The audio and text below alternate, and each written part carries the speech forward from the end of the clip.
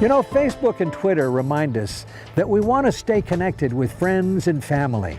But what about those folks who never met their parents, who still wonder about their family?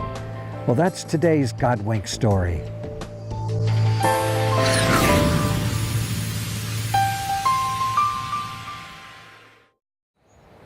Danella Huff, a nurse, felt the heartache of the young woman who was crying, "Can I hold my baby for just a moment?"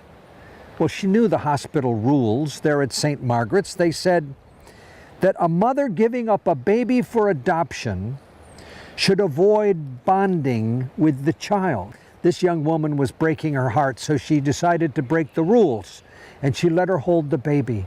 She watched as the young woman covered the baby's forehead with kisses and said tenderly, "I will love you forever." That was a scene that she would hold in her mind forever.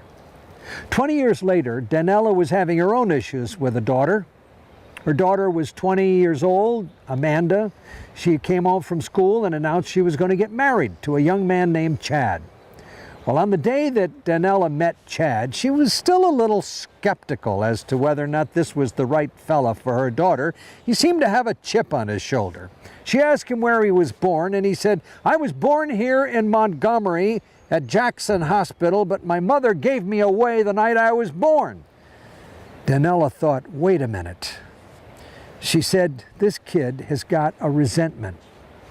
She said, "You need to know that a young mother suffers such sacrifice and she feels such love when she gives up a baby for adoption." Well, the wedding took place, and after the wedding, Amanda thought, why don't you find out about your birth mother? Now that you're 21, you can get the records, she said to Chad. And Danella was sitting there at the kitchen table the day that Chad opened the envelope. She watched his eyes narrow as he looked at his mother's name, and then watched his eyes widen when he read that he was not born at Jackson Hospital, but at St. Margaret's Hospital. And in that instant, Danella knew that Chad was that very baby that she'd once watched a young mother cover with kisses. This was an incredible Godwink for Chad. But for Danella, this was a Godwink of peace. Can't Godwinks be tear-jerkers in our lives sometimes?